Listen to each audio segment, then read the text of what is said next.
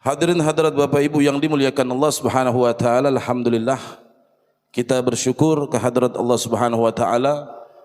Malam ini kita dikumpulkan di tempat yang barokah, tempat Allah turunkan daripada rahmatnya. Karena di sini disebut nama Nabi besar kita, Nabi Muhammad sallallahu alaihi wa ala alihi wa sahbihi wasallam. Ditambah tadi kita melihat, kita menyaksikan satu proses yang sangat luar biasa, akdun nikah, akad nikah. Saya yakin yang lihat tadi pengen semua pasti, betul? Ini yang jawab yang belum nikah semua nih, ini jomblo-jomblo semua ini di depan anak hadrohannya. Nah, nanti ibu-ibu yang pengen ngambil mantu nih anak hadroh, masya Allah semua ini ya.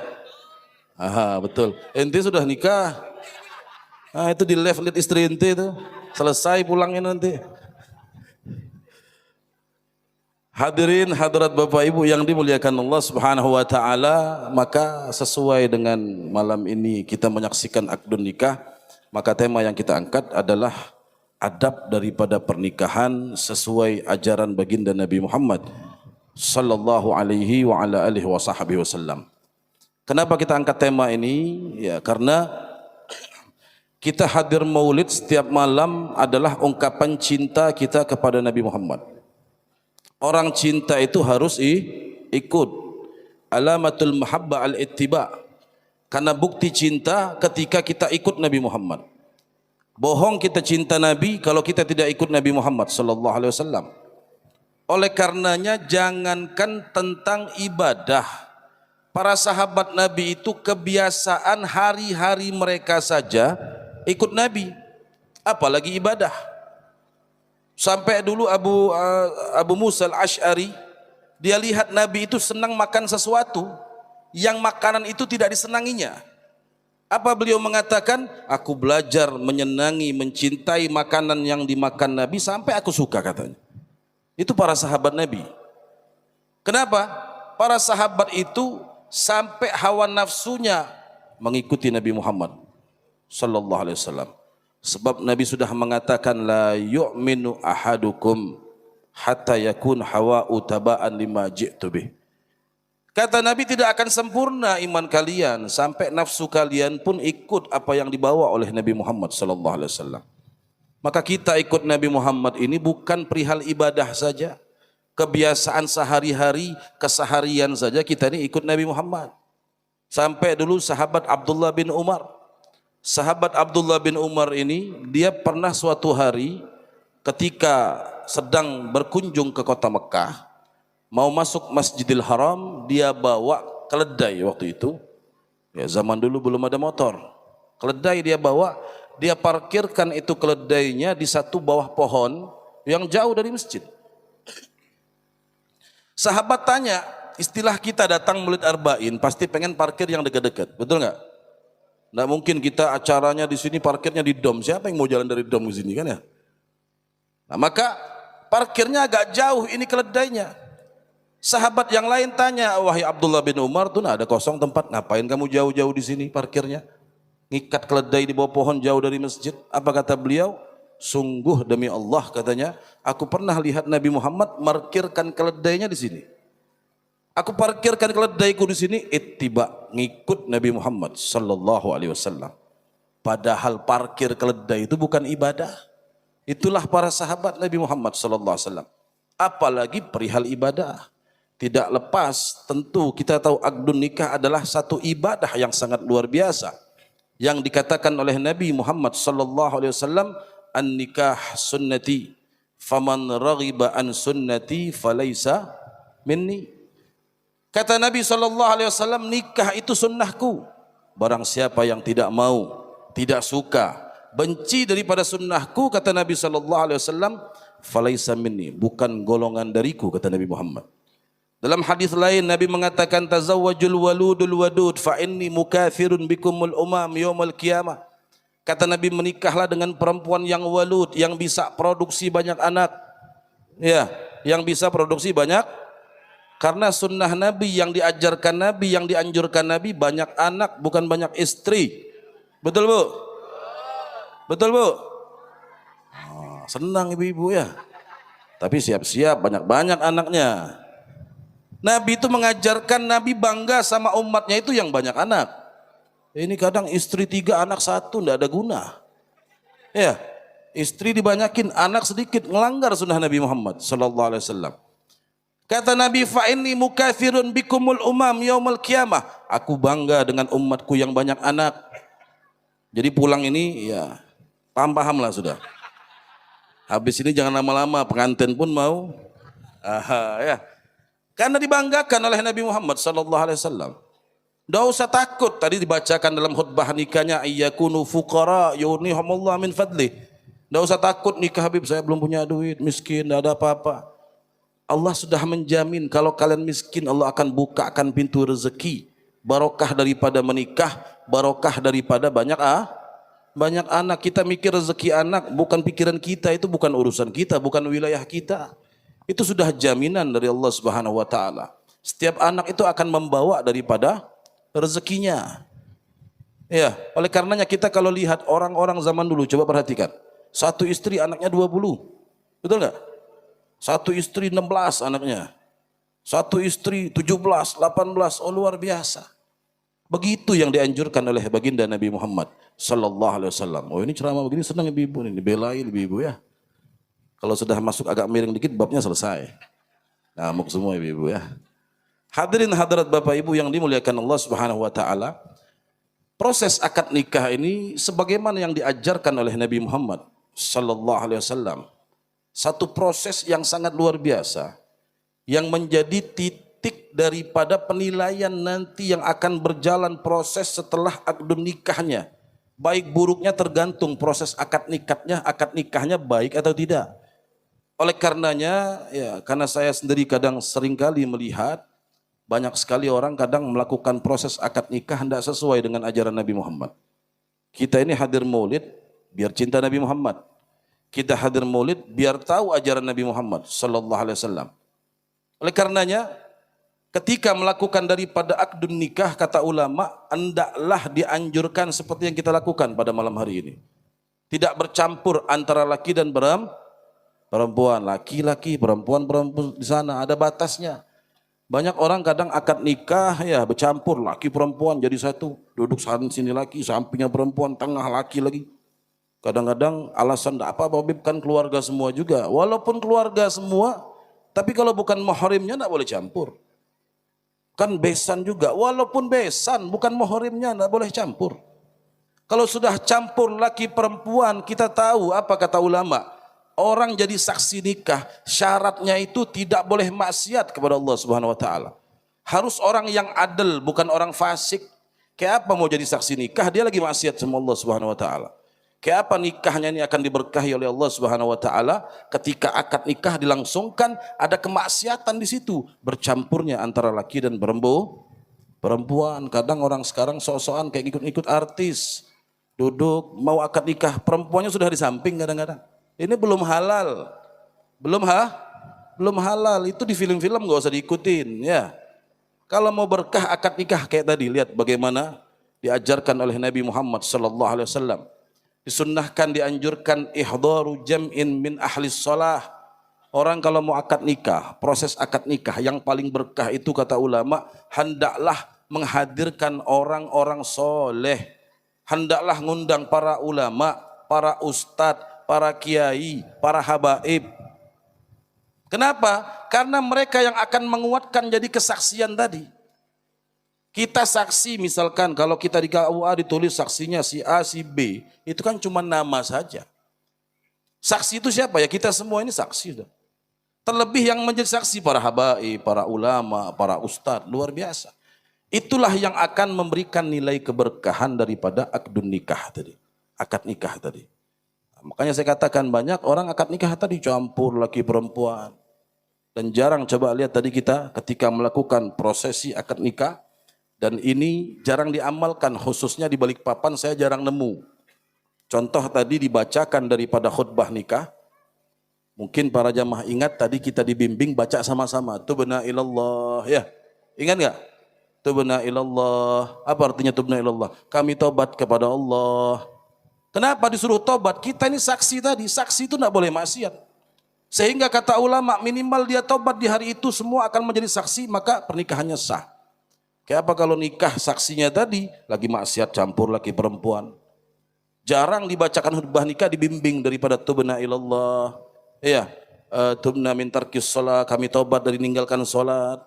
Kami tobat segala-galanya itu diperintahkan. Kenapa? Agar kita yang duduk pada malam hari ini sebelum dilangsungkan akad nikah, kita semua ini sudah tobat kepada Allah Subhanahu wa taala. Sebab kita yang hadir ini semuanya menjadi saksi. Itulah yang akan memberikan nilai keberkahan. Makanya maaf kalau akad nikah campur ini, maaf KUA-nya saja kadang-kadang udah ngelarang. Betul nggak? Iya, penghulunya aja diam aja kadang-kadang. Mau campur laki kah, mau perempuan kah? Urusannya yang penting saya nyatat, saya pulang selesai. Enggak begitu. Iya, kayak apa mau berkah? Akad-akad nikah yang seperti inilah yang diberkahi oleh Allah Subhanahu wa taala. Pisah laki perempuan, ya. Oh, ibunya pengen lihat, ya lihat nanti habis selesai akad nikah datangin orang tua. Begitu. Bukan campur seperti yang sering kali terjadi yang kita lihat di balik papan ini paling banyak hal-hal yang sedemikian rupa. Tidak sesuai dengan apa yang diajarkan oleh Nabi Muhammad sallallahu alaihi wa ala alihi wa sahbihi wasallam.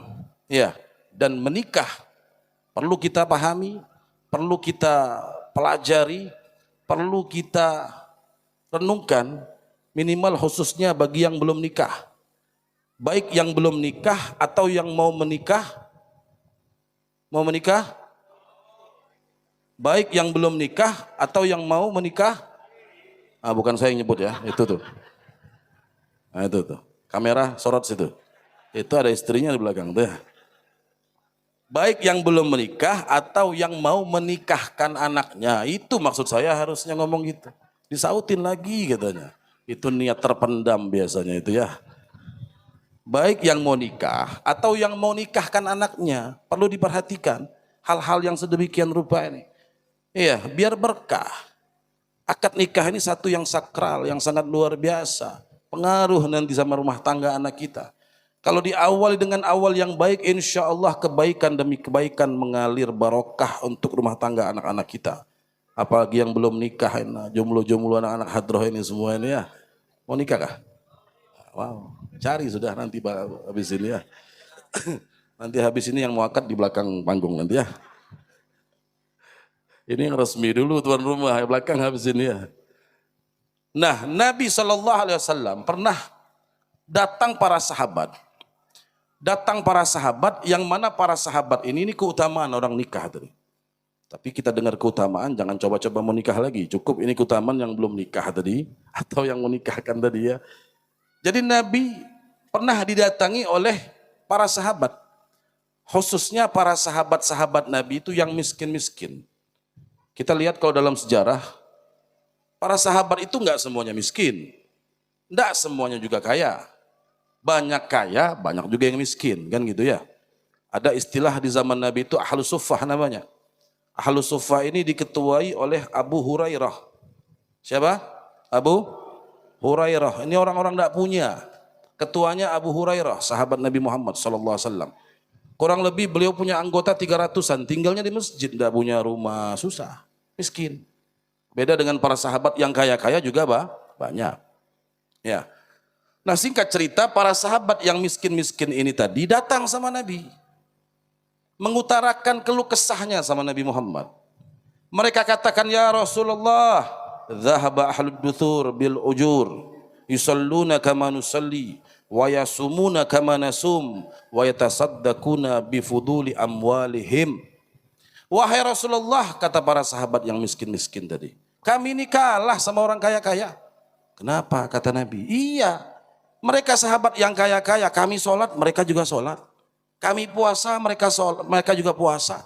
Tapi kami satu yang tidak bisa kami lakukan, mereka lakukan. Apa kata Nabi Muhammad? Mereka sedekah, kami nggak bisa sedekah. Ini keluh kesah sahabat Nabi tadi. Sahabat Nabi pengen sedekah tapi nggak ada duit. Ya, cita-cita pengen jadi orang kaya biar bisa sedekah. Kita ini kadang-kadang cita-cita jadi orang kaya pengen nyenengin diri sendiri. Nah, itu para sahabat Nabi Muhammad SAW. Kami kalah sama orang kaya. Mereka sholat, sama sholatnya kayak kami. Puasanya sama.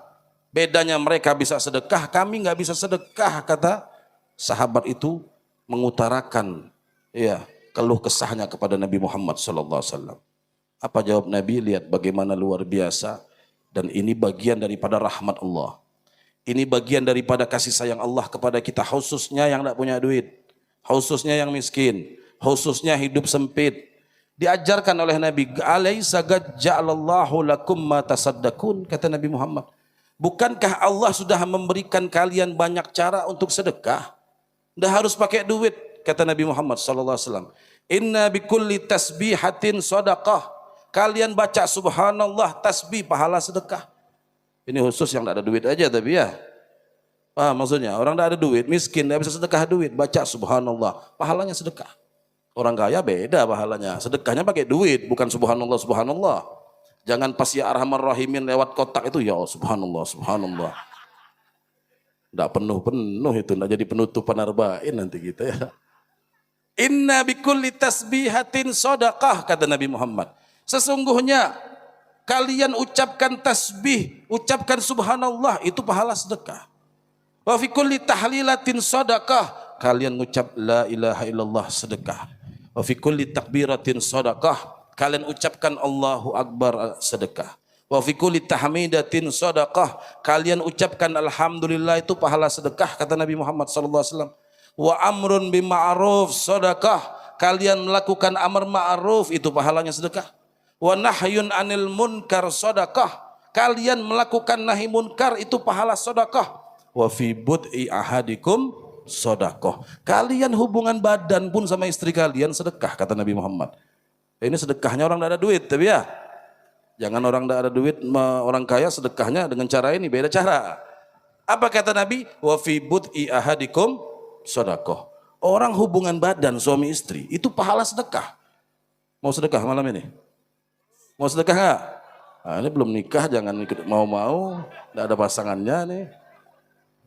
Ya, wa fi bud'i ahadikum shadaqah, kata Nabi, kalian hubungan badan itu pahalanya sedekah. Nah, ini para sahabat tadi yang mereka tadinya berkecil hati, ya, tidak bisa sedekah dengan uang, Nabi kasih solusi. Kalian banyak-banyak baca alhamdulillah, banyak-banyak baca subhanallah, amar ma'ruf nahi munkar, bahkan kalian menggauli istri kalian pun, kata Nabi, itu pahalanya sedekah. Sahabat tanya, ya Rasulullah, ayati ahaduna syahwatahu walahu ajr. Ya Rasulullah, apakah kami ini melampiaskan hawa nafsu dapat pahala? Kok bisa? Apa kata Nabi Muhammad? Alaisa law wada'ta ala haram falak wizr, kata Nabi Muhammad. Bukankah kalau kau meletakkan itu atau melakukan pada sesuatu yang haram, itu dapat dosa enggak, kata Nabi? Iya. Maka kalau kau letakkan atau kau lakukan pada sesuatu yang halal, maka akan mendapatkan pahala. Ini pengantin kok masih di situ? Belum mau sedekah kah? Hah? Pengantin nih. Nah, habis ini sedekah ya. Saya penasaran kok dari situ tadi itu ya. Nah, ini mau sedekah ini kayaknya deh. Maka saya sudah lirik-lirik, jangan lama-lama, insyaallah ya. Kita habis majelis, selesai makan cepat-cepat pulang. Ya, pengantin mau sedekah, yang pulang silahkan mau sedekah di rumahnya ya. Jadi artinya apa? Cari pahala itu gampang. Iya. Tapi tadi kalau tidak ada duit, itu cara sedekahnya. Kalau ada duit jangan sedekah pakai itu. Jangan sedekahnya cuma subhanallah, subhanallah. Jangan sedekahnya alhamdulillah, beda. Ini Nabi memberikan solusi, kalau kalian tidak punya harta, kata Nabi mau sedekah, itu caranya. Maka mudah-mudahan insyaallah akdun nikah yang tadi kita saksikan diberkahi oleh Allah Subhanahu wa taala dan dijadikan keluarga yang sakinah, mawaddah, warahmah, dan mudah-mudahan kita semua para jamaah yang belum mendapatkan jodohnya mudah-mudahan segera dipertemukan dengan jodoh yang soleh dan soleha. Yang sudah nikah mudah-mudahan insyaallah keluarganya sakinah, mawaddah, warahmah, dan kita diberikan anak-anak yang soleh dan soleha. Dan kita meminta mudah-mudahan kita minta kepada Allah Subhanahu wa taala, kita yang kumpul membawa hati yang cinta kepada Nabi Muhammad, mudah-mudahan cinta ini kita bawa sampai mati sehingga kita dikumpulkan bersama Nabi Muhammad, masuk surga bersama Nabi Muhammad. Amin ya rabbal alamin. Wal afu minkum. Assalamualaikum warahmatullahi wabarakatuh.